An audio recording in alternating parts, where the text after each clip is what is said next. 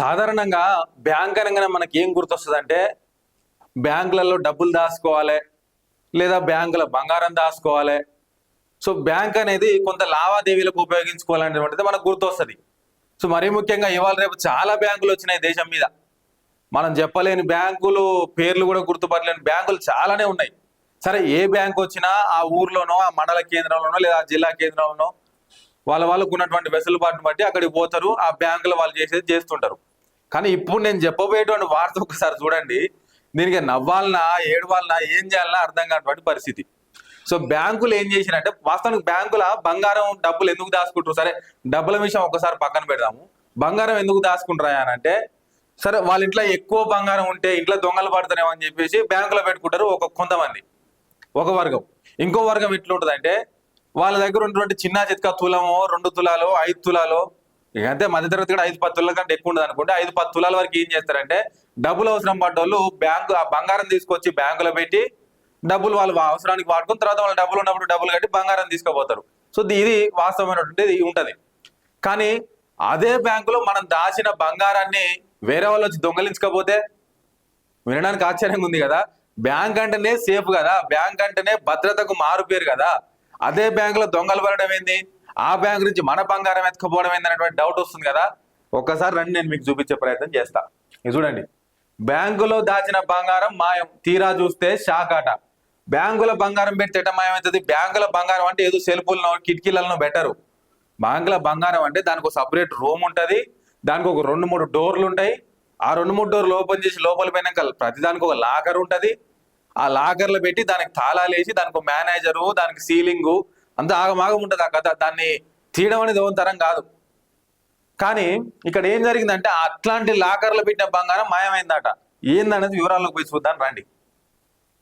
ఇది ఏడ జరిగిందంటే, ఇండియన్ బ్యాంక్ లో గోల్మాల్, తాకట్టు పెట్టిన గోల్డ్ మాయం, అసిస్టెంట్ మేనేజర్ పై పోలీసులకు ఫిర్యాదు. బ్యాంకుకు క్యూ కట్టిన బాధితులు 22 మందికి చెందిన 91 లక్షల విలువైన 700 గ్రాముల బంగారం తిరస్కరణ అట. చూడండి, ఇక 700 గ్రాములు అంటే నాకున్న అవగాహన మేరకు ఆల్మోస్ట్ ½ కేజీ పైనే అనుకుంటా నేనైతే. 1000 గ్రాములు అయితేనే కదా ఇప్పుడు మనకు కేజీ అయ్యేది. సో 700 గ్రాములు అంటే ఆల్మోస్ట్ 3/4 కిలో బంగారం అనుకోండి అదంతా. రండి ఏం జరిగిందో. మహబాద్ జిల్లా పట్టణంలోని ఇండియన్ బ్యాంక్ లో గోల్మాల్ జరిగింది. బ్యాంక్ లోని అసిస్టెంట్ మేనేజర్ బూక్య రాజేష్ బ్యాంకులో తాకట్టు పెట్టిన 22 మందికి చెందిన 91 లక్షల విలువైన 700 గ్రాముల బంగారు ఆభరణాలు దొంగలించినట్టు బ్యాంకు మేనేజరు బాదావత్ మోతిలాల్ ఫిర్యాదు చేశారని సిఐ రఘుపతి రెడ్డి తెలిపారు.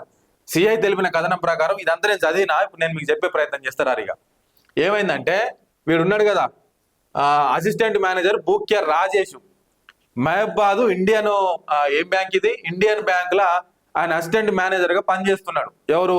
ఈ బూక్య రాజేష్ అనేటోడు. పాపం ఆ చుట్టుపక్కల ఉన్నటువంటి ప్రజలందరూ కూడా ఒక 22 మంది ఏం చేశారంటే, బంగారం వాళ్ళు బ్యాంకులో పెట్టుకున్నారు. 700 గ్రాముల బంగారం దాంట్లో పెట్టుకున్నారు బ్యాంకులో. సరే, వాళ్ళకి అవసరం వచ్చినప్పుడు తీసుకుందాంలే చేద్దాంలే అని చెప్పేసి వాళ్ళు, ఇక బంగారం పెట్టిన వాళ్ళు ఎట్లుంటది అంటే, ఈ ఇంట్లో 2 రకాలు ఉంటాయి. 6 నెలలకు ఒకసారి రెన్యువల్ చేసేది ఉంటుంది, సంవత్సరానికి ఒకసారి రెన్యువల్ చేసేది ఉంటుంది. ఇక అవసరం నెలలు అనేది సంవత్సరం తర్వాత వచ్చి రెన్యువల్ చేసుకుంటారు. సంవత్సరం దాకా దాన్ని శుద్ధికే పోరు వాళ్ళు కూడా. దాన్ని భద్రం కాపాడాల్సిన వారు బ్యాంక్ వాళ్ళు. అయితే దీంట్లో ఇంకోటి ఏంటంటే, బ్యాంకుల ప్రతి నెల కూడా ఆడిట్ జరుగుతుంది. సో ఆ ప్రతి నెల ఏం చేస్తారంటే, బ్యాంకులు ఎంత ట్రాన్సాక్షన్ జరిగింది, ఏమైనా మిస్సింగ్ అయినాయా, బంగారం పెట్టినట్టే ఉన్నదా, డబ్బులు పెట్టినట్టే ఉన్నాయా, ఫిక్స్డ్ డిపాజిట్ లేని కథ, అన్ని లెక్కలు చూసుకొని పై ఆఫీసర్కి వీళ్ళు పంపించాల్సి ఉంటుంది ఆ బ్యాంక్ మేనేజర్. మనోడు ఏం చేసిండు, మొన్ననే ఈ 1 తారీఖు ఆగస్టు 31కి ఈ మధ్యలో, మన జూలై ఆగస్టు మధ్యలో వస్తుంది కదా ఎండింగ్, అది మంత్ ఎండింగ్, ఇది మంత్ స్టార్టింగ్ లో ఏం చేసిండు, ఆడిట్ చేసిండు. చేస్తూ ఆ లాకర్ల దగ్గరికి పోయి, ఇక ఎప్పటిలాగానే ప్రతి నెల చూసుకుంటాడు కదా, ప్రతి నెల ఆయన ఇట్లా పట్టుకోగానే బరువు తెలుస్తుంది. ఈ నెల కూడా పోయి అట్లా చెక్ చేసి ఇట్లా బరువు పెట్టుకోగానే ఏదో తేడా వచ్చిందట. అరే ఇదేంద్రబాయ్, దీంట్లో ఏదో తక్కువ ఉన్నది, సైజ్ తక్కువ ఉంది, ఇది మన వెయిట్ తక్కువ ఉంది అని చెప్పేసి అనుమానం వచ్చింది మనోనికి. అనుమానం వచ్చి ఏం చేసిండు, సరే ఏందో చూద్దాం అనుకొని అనుకుంటున్నాగానే మనోడు బూక్య రాజేష్ అంటూ ఉండే కదా అసిస్టెంట్ మేనేజర్. అయితే అంతకుముందు 2 రోజుల ముందే, ఇప్పుడు మన జూలై ఎండింగ్ లా సెలవులు వచ్చినాయి కదా, ఒక 2 రోజులు సెలవు పెట్టిండట. ఆగస్టు 1st వీక్ లో మళ్ళీ ఒక 2-3 రోజులు సెలవు పెట్టినాడు వర్షమటి. ఇది అప్పటికే బ్యాంకులు ఏదో తేడా ఉందిరా అని చెప్పేసి వీళ్ళు పోలీసులకు ఫిర్యాదు చేసిరు. ఏది బ్యాంక్ మేనేజర్ చేసిరు, అది విచారణ జరుగుతున్నది. ఈ సందర్భంలో అసిస్టెంట్ మేనేజర్ అంటూ ఏం చేసిండు, సెలవులు పెట్టిండు. కంటిన్యూగా పెట్టడంతో మేనేజర్ కు డౌట్ వచ్చింది. అది ఇటు సెలవులు పెడుతుండు, ఇలా బంగారం పోయి మేము ఏడుస్తుంటే ఇడ సెలవులు పెట్టి తిరుగుతుండేంద్ర నాయన అని చెప్పేసి డౌట్ వచ్చి వీని మీద కూడా కేసు పెట్టిరు. సార్ ఫస్ట్ వీడిని విచారించండి, మాకు వీని మీద డౌట్ ఉన్నదని చెప్పేసి అసిస్టెంట్ మేనేజర్ మీద కూడా డౌట్ చెప్పేసరికి పోలీసు వాళ్ళు విచారణ చేసిర్రు. చేస్తాకనే ఏం జరిగిందనంటే మనోడు ఏం చేసిండు ఎరికేనా, ఆ 700 గ్రాముల బంగారాన్ని తీసుకుపోయి ఏం చేసిండంటే 22 మందికి చెందిన 91,700,000 గ్రాముల బంగారం దొంగిలించిండు. దీంట్లో 16 మంది వినియోగదారులకు చెందిన బంగారు ఆభరణాలు మనపురం గోల్డ్ ఫైనాన్స్ లో తాకట్టు పెట్టిండట.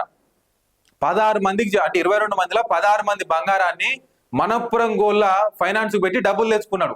వాడు ఉత్తగింది పెట్టుకుంటాడు డబ్బులు ఇస్తాడు కదా, డబ్బులు తెచ్చుకున్నాడు. మిగిలిన ప్యాకెట్లు ఏమైతే ఉన్నాయో అవి ఇంట్లో దొరికినాయట.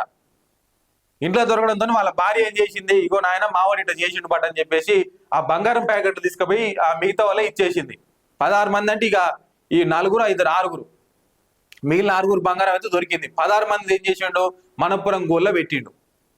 సో దాని తర్వాత ఏం జరిగిందనంటే ఇక 6 సంవత్సరాల క్రితం ఇండియన్ బ్యాంక్ లో క్లర్క్ గా జాయిన్ అయ్యి అంచెలంచెలుగా ఎదుగుతూ అసిస్టెంట్ మేనేజర్ గా పదోన్నతి పొందిండట. ఎవడు ఈ అసిస్టెంట్ మేనేజర్ బుక్య రాజేష్ అనేటోడు. గతంలో ఆయన కర్ణాటక హుబ్లీ బ్యాంకు నుంచి మానుకోటకు బదిలీపోయి వచ్చారు. అంటే ఇంతకుముందు కర్ణాటకలోని హుబ్లీ దగ్గర పనిచేసేది, మానుకోట అంటే మహబాద్ కు బదిలీ మీద వచ్చిండు. వచ్చినాక మరి బ్యాంకు వాళ్ళు అసిస్టెంట్ మేనేజర్ అంటే ఎట్లా ఉండాలి, వాడు అసలు ఎంత దుర్మార్గాన్ని కొడిగట్టిండో చూడండి. ఇక దాంతో ఏం చేసిరు, పోలీసు వాళ్ళకి ఫిర్యాదు చేయడం, 22 మంది వచ్చి బ్యాంక్ ముందర ధర్నా చేయడం, ఆగమాగం చేశారు. నిన్న మొన్న మొత్తం కూడా ఇదే వ్యవహారం నడిచింది. సో ఇట్లాంటి సంఘటనలు కొన్ని మనం చూసినాం గతంలో కూడా. బ్యాంకులో డబ్బులు దొంగలించడం కావచ్చు, బంగారాన్ని దొంగలించడం కావచ్చు, ఇట్లాంటి అక్కడక్కడ జరుగుతూ ఉంటాయి. అరే నాయన ఇంట్లో పెట్టుకుంటేనే మాకు నమ్మకం లేదురా నాయన అని చెప్పేసి బ్యాంకులో పెడితే బ్యాంకులో కూడా ఇట్లా దొంగతనం చేయబట్టే ఏం చేయాలి ఇప్పుడు మరి వాళ్ళు? ఇప్పుడు 16 మంది బంగారం తీసుకొని ముత్తూట్ ఫైనాన్స్ లో పెట్టిండు కాబట్టి, ముత్తూట మనపురం ఇది ఇలా పెట్టిండు కదా, ఇక్కడ ఉంది ఆగండి, మనపురం గోల్డ్ ఫైనాన్స్ లో పెట్టిండు. సరే అక్కడ పెట్టిండు కాబట్టి సరే కిందనో మీదనో పడి వాని దగ్గర నుంచో వాని ఇంట్లో కాంచో డబ్బులు కట్టి ఆ బంగారం తీసుకొచ్చి ఇస్తారు. సపోజ్ ఆ బంగారాన్ని వేరే దగ్గర అమ్ముకుంటే పరిస్థితి ఏంది? ఇప్పుడు నా దగ్గర లేవని చేతులు ఎత్తేస్తే పరిస్థితి ఏంది?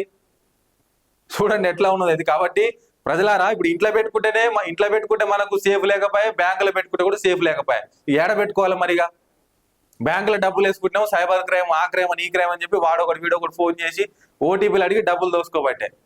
అరే సంపాదించుకున్న బంగారం అన్న దాంట్లో పెట్టుకుందాం అంటే ఆ బంగారాన్ని తీసుకొని వేడి దొంగతనం చేయబట్టే. సో సమాజం ఇట్లా తయారైంది. ప్రజలు కూడా గమనించాలి, అప్రమత్తంగా ఉండాలి.